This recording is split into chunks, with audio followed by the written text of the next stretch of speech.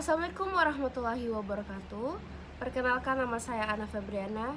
Saya dari D3 Keperawatan kelas B tingkat 1. Kedudukan dan fungsi bahasa Indonesia. Apa aja tuh? Baik, saya akan membahas kedudukan dulu.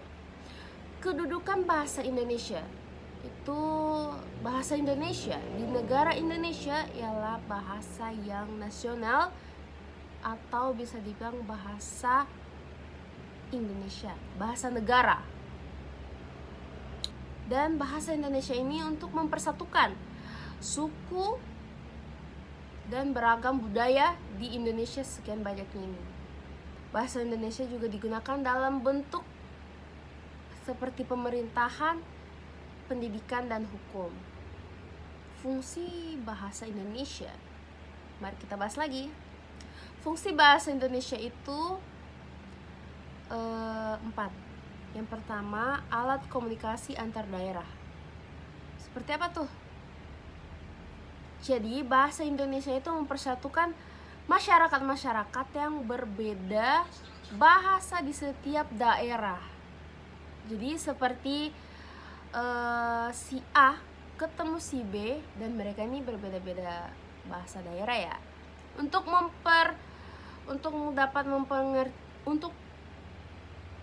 saling mengerti apa yang dibahas, mereka menggunakan bahasa Indonesia, bahasa nasional, agar mereka saling memahami nih apa yang diperbincangkan.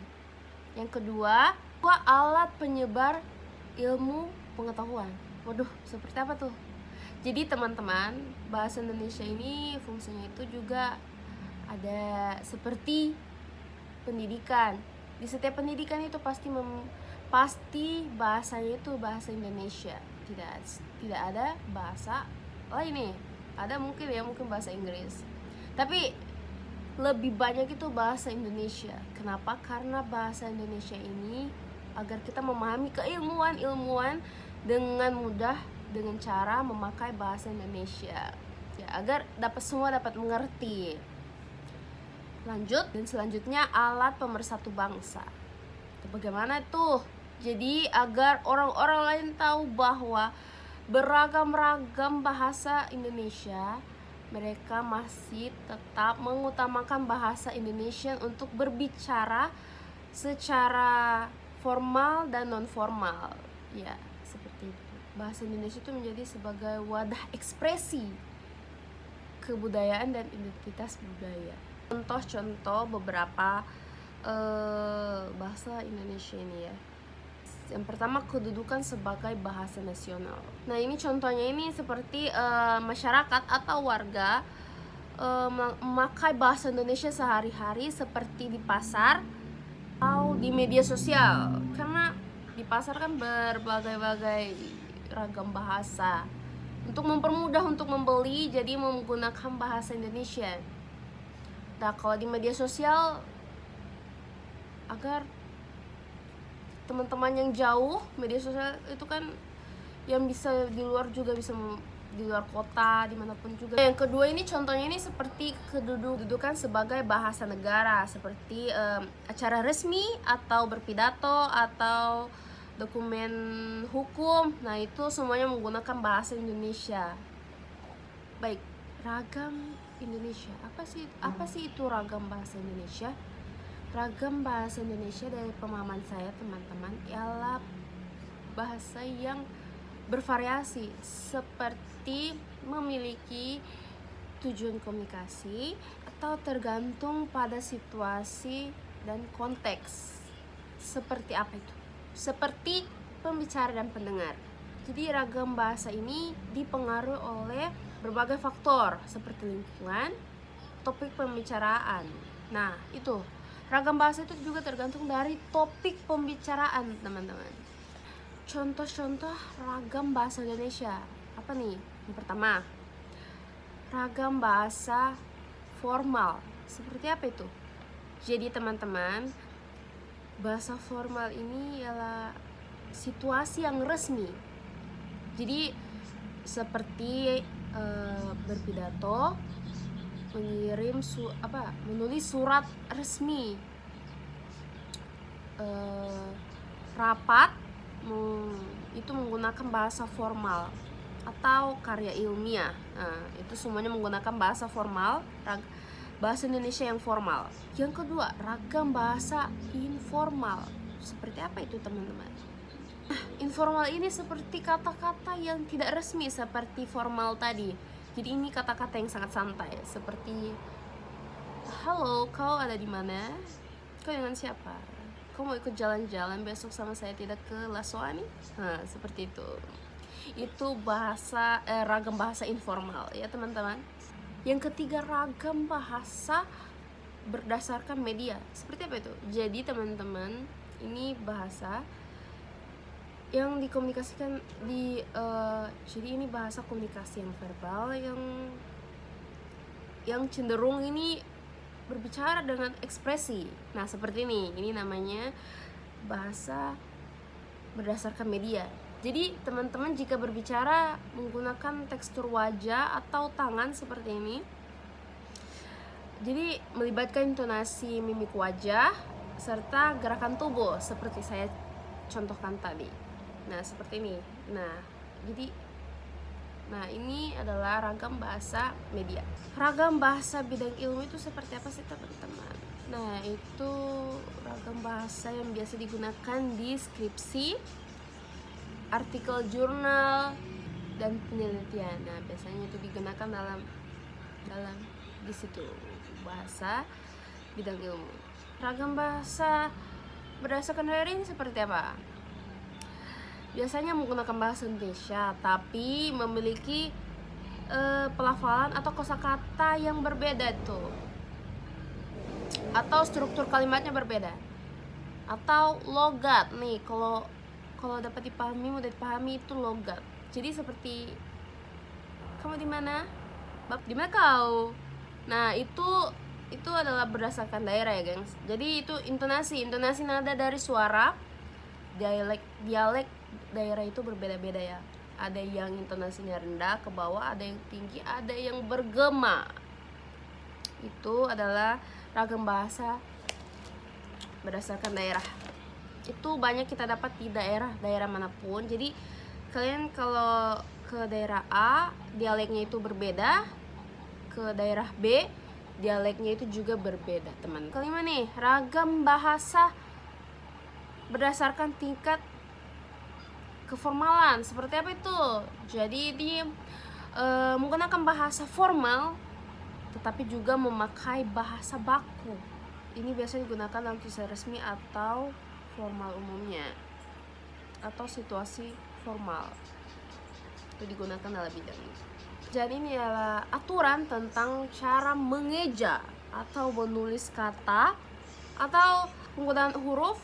Nah, itu ejaan itu. Jadi ejaan itu adalah cara menuliskan kata dengan kata kapital atau penggunaan huruf penulisan kata. Nah, itu ejaannya teman-teman.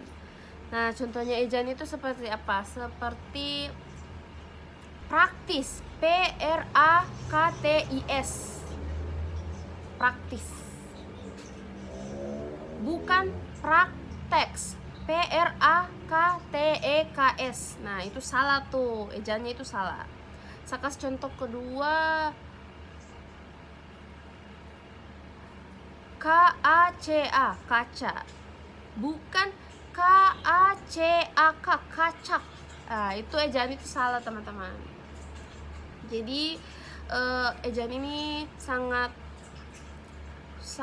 penting diajar di saat masih kecil, umur 5, 6 sampai seterusnya lah. Dari TK, SD itu. Jadi tanda baca itu untuk mengakhiri kalimat, untuk menahan sebentar kalimat yang kita jelaskan. Jadi berbagai macam, seperti tanda titik, saya belajar, itu tandanya mengartikan dalam kalimat tersebut bahwa mengakhiri kalimat tersebut. Jadi kalimat efektif ialah kalimat menyampaikan pesan dengan jelas dan tepat, efektif. Nah, efektif ini menyampaikan berpesan dengan jelas dan tepat. Jadi sehingga mudah dipahami oleh pembaca atau pendengar. Contoh kalimat efektif ini seperti apa? Seperti Ani membaca buku di perpustakaan untuk menambah pengetahuannya, yang menunjukkan tindakan dan tujuan secara jelas. Jadi seperti memenuhi unsur penting seperti Ani membaca. Nah, itu memiliki tujuan. Nah, itu memiliki unsur tuh. Ani tuh membaca. Jadi Ani tuh membaca. Serta memberikan informasi yang lengkap tanpa ambigu. Jadi seperti Ani membaca di perpustakaan. Jadi Ani ini sekarang ada di perpustakaan untuk membaca, untuk menambahkan ilmu pengetahuannya. Paragraf itu apa sih? Paragraf. Oke, baik guys. Paragraf adalah kumpulan kalimat yang memiliki satu ide pokok. Nah, paragraf ini memiliki jenis-jenis nih. Jenis-jenis paragraf ada beberapa. Yang pertama deskripsi. Deskripsi ini menggambarkan sesuatu secara detail agar pembaca dapat membayangkannya. Nah, jadi seperti pembicara menceritakan ke pendengar.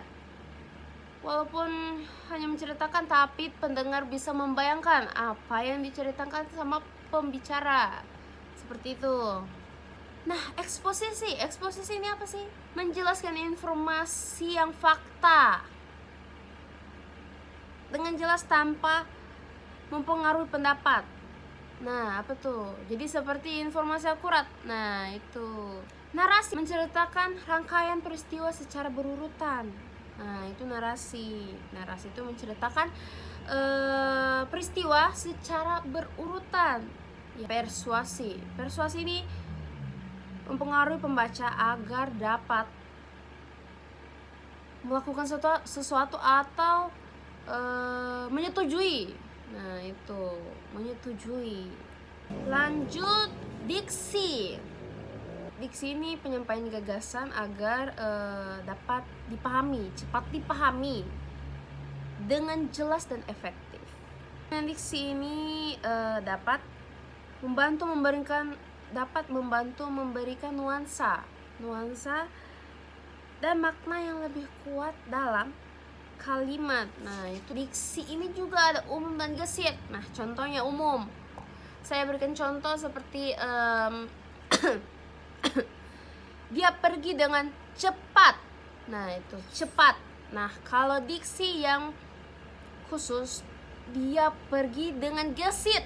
Nah, jadi cepat dan gesit ini. Nah, umum itu cepat, kalau khusus itu gesit. Nah, seperti itu teman-teman. Kalau diksi ya. Saya pamit undur diri. Saya Ana Febriana dari D3 Keperawatan tingkat 1 kelas B. Salam sejahtera untuk kita semua. Salam Om Swastiastu. Namo Buddhaya. Salam kebajikan.